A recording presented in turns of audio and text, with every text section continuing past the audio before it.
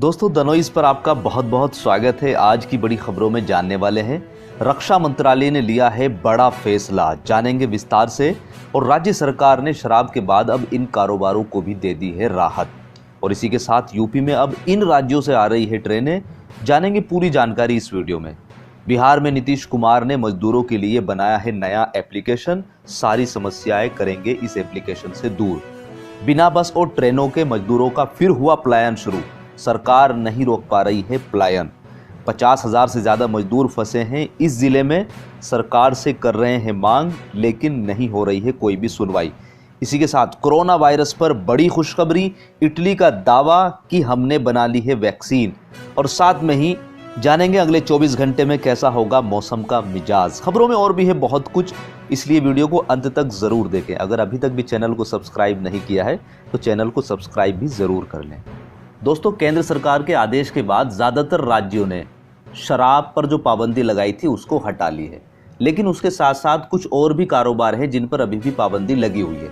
तो यहाँ पर उत्तर प्रदेश में नया फैसला आया है सरकार की तरफ से कि शराब को छूट तो मिल ही गई थी, उसके साथ साथ अब पान मसाला की बिक्री पर और उसके उत्पाद पर भी यहाँ पर छूट मिल रही है। जी हाँ दोस्तों, प्रदेश की योगी आदित्यनाथ सरकार वैश्विक महामारी कोरोना वायरस के संक्रमण के बीच में अब जान के साथ साथ जहान की भी फिक्र करनी शुरू कर रही है। सरकार ने 3 दिन पहले शराब की बिक्री पर से पाबंदी हटा ली थी और अब पान मसाला की बिक्री और उत्पादन से भी पाबंदी हटा ली है। प्रदेश में कोरोना संक्रमण पर अंकुश लगाने के लिए योगी आदित्यनाथ सरकार ने 25 मार्च को पान मसाला निर्माण व बिक्री पर प्रतिबंध लगाया था।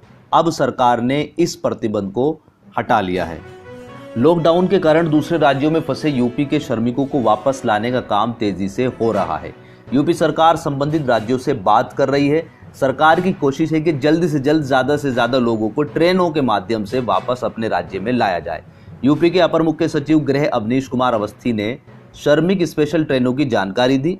उन्होंने बताया कि गुजरात से 13 ट्रेनें और महाराष्ट्र से 4 ट्रेनें आ चुकी हैं, जबकि 7 ट्रेनें आ रही हैं। केरल में यूपी के फंसे लोगों को ट्रेनों के माध्यम से वापस लाने की बात हो गई है। वहां की सरकार से ट्रेन के संचालन पर सहमति बन गई है।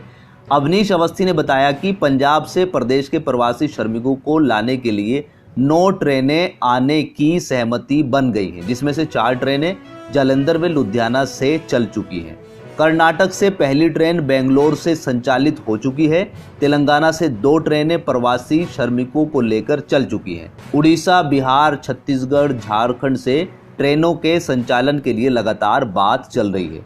उन्होंने बताया कि हरियाणा से 30,000 कामगार रोडवेज बसों के द्वारा लाए जा रहे हैं और राजस्थान से लगभग 10,000 श्रमिकों का आदान प्रदान रोडवेज बसों के माध्यम से किया जा रहा है। हे गाइस, सबसे पहले आप सभी को हैप्पी मदर्स डे। इस मदर्स डे को और भी स्पेशल बनाइए हेलो ऐप के साथ और पार्टिसिपेट कीजिए सुपर मॉम चैलेंज में। बस पोस्ट कीजिए आपके सुपर मॉम का फोटो एमबी फीचर के जरिए और दिखाइए सारी दुनिया को कि आपकी माँ सुपर मॉम है। तो देर किस बात की, जाइए डाउनलोड कीजिए हेलो ऐप और शेयर करो अपनी feeling for your super mom with friends and family. अब यहाँ पर सरकार का दावा है कि हम बड़ी तेजी के साथ काम कर रहे हैं और ज्यादातर मजदूरों को निकालने की पूरी कोशिश कर रहे हैं। लेकिन अगर हम संख्या के हिसाब से देखें कि मजदूरों की जितनी संख्या है क्या उसके हिसाब से तेजी से काम हो रहा है, तो आप देखेंगे कि उसके हिसाब से तेजी से काम नजर नहीं आ रहा है, क्योंकि मजदूरों की जो संख्या है वो बहुत ज्यादा है और यहाँ पर जो आवागमन चला रही है सरकार वो कम है, जिसकी वजह से बहुत सारे मजदूर अभी भी सस्पेंस में बने हुए हैं कि हमें कब तक निकाला जाएगा।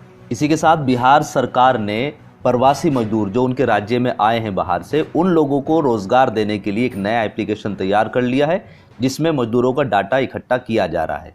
अब सरकार की प्लानिंग है कि मजदूरों की क्षमता के अनुसार उनको काम दिया जाना शुरू हो जाए। जी हाँ दोस्तों, मुख्यमंत्री नीतीश कुमार के निर्देश पे लॉकडाउन के दौरान बाहर से आ रहे मजदूरों के स्किल सर्वे का काम शुरू कर दिया गया है। जल्द ही स्किल्ड मजदूरों का डाटाबेस तैयार कर लिया जाएगा। इसके बाद उनकी क्षमता के अनुसार उन्हें रोजगार उपलब्ध कराएगी सरकार।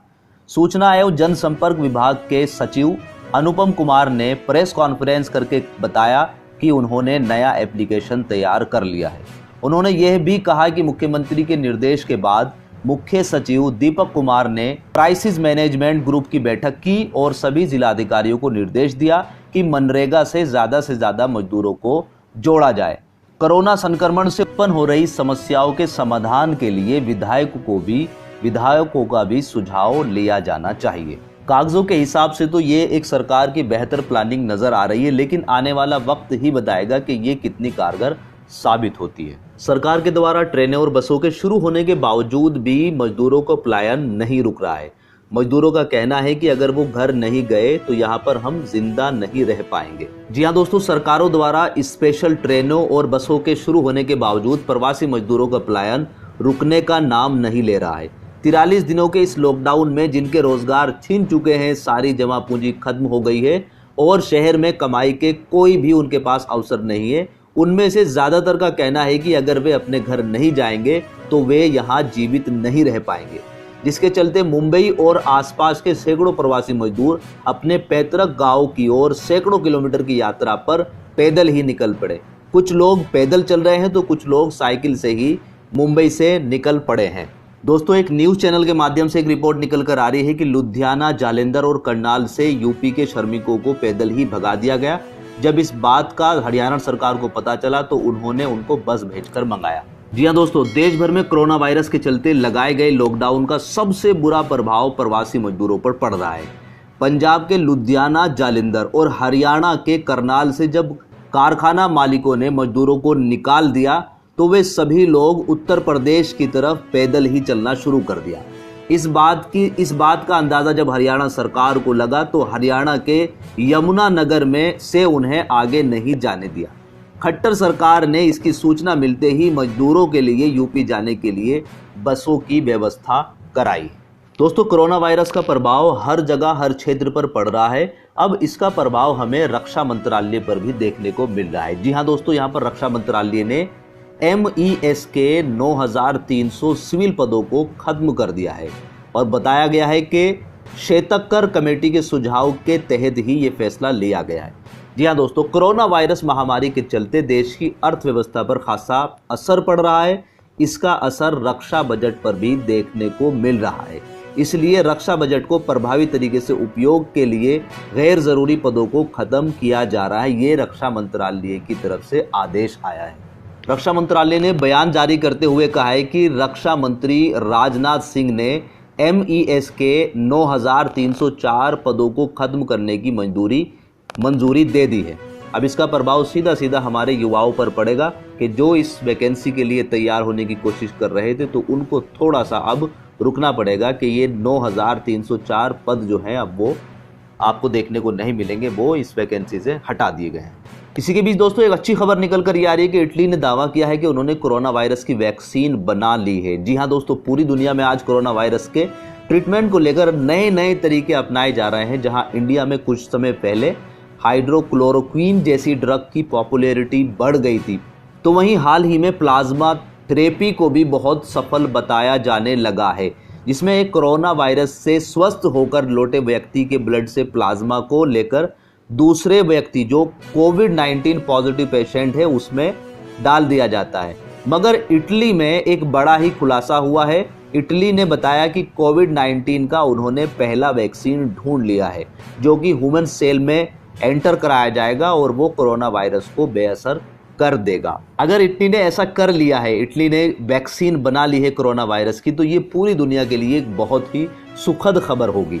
यहीं पर दोस्तों, एक खबर भारत सरकार के मुख्य आर्थिक सलाहकार डॉक्टर KB सुब्रमण्यम की तरफ से निकल कर आ रही है। उन्होंने दावा किया है कि बैंकों के जनधन खाते को अगर देखा जाए तो उनके अकाउंट में जो पैसा है उसको देखते हुए ग्रामीण क्षेत्रों में उतनी परेशानी नहीं है जितनी हम मानकर चल रहे हैं। इस डाटा से ज्यादातर लोग इत्तेफाक नहीं कर रहे। कोरोना ने सेहत के साथ ही अर्थव्यवस्था के लिए भी बड़ी चुनौती पेश की है। इससे खासकर करोड़ों गरीब लोगों को काफी दिक्कतें हुई है, जिनके पास लॉकडाउन की वजह से ना तो काम था और ना ही पेट भरने की व्यवस्था। लेकिन भारत सरकार के मुख्य सलाहकार डॉक्टर KB सुब्रमण्यम ने कहा है कि लॉकडाउन के दौरान बैंकों के जनधन योजना अकाउंट जमा में बढ़त होते देखा गया है। इसका मतलब है कि ग्रामीण क्षेत्रों में परेशानी उतनी नहीं है जितनी हम मानकर चल रहे हैं। अब यहाँ पर इनके द्वारा दिए गए तथ्यों से ज़्यादातर लोग इत्तेफाक नहीं रख रहे हैं। उनका मानना है कि जो सर बता रहे हैं उनके विपरीत परिस्थितियां नजर आ रही है गांव के क्षेत्रों में भी। तो दोस्तों अब जान लेते हैं कि अगले 24 घंटे में कैसा होने वाला है मौसम का मिजाज। तो यहाँ पर पूर्वोत्तर भारत, उत्तर पश्चिमी हिमालय, पश्चिमी बंगाल, सिक्किम, तटीय उड़ीसा, पंजाब, हरियाणा और उत्तरी राजस्थान के कुछ हिस्सों में हल्की से मध्यम बारिश और गरज के साथ बौछार पड़ने का अनुमान है। इसी के साथ हिमाचल प्रदेश, उत्तराखंड, पश्चिमी बंगाल, बिहार के कुछ हिस्से, झारखंड, आंतरिक तमिलनाडु, केरल और दक्षिणी आंतरिक कर्नाटक, पश्चिमी और मध्य उत्तर प्रदेश और उत्तरी मध्य प्रदेश में हल्की से मध्यम बारिश के आसार हैं। और इसी के साथ तटीय आंध्र प्रदेश, अंडमान व निकोबार द्वीप में भी कुछ स्थानों पर बारिश जारी रहेगी। महाराष्ट्र, गुजरात, दक्षिणी मध्य प्रदेश में तापमान बढ़ेगा और कुछ हिस्सों में लू जैसी स्थिति भी बन सकती है। तो दोस्तों ये थे आज के मुख्य समाचार। उम्मीद करता हूं कि वीडियो आपको पसंद आई होगी। वीडियो पसंद आई तो लाइक और शेयर जरूर कीजिएगा और अपना ख्याल रखिएगा। God bless you. Thanks for watching. Bye bye.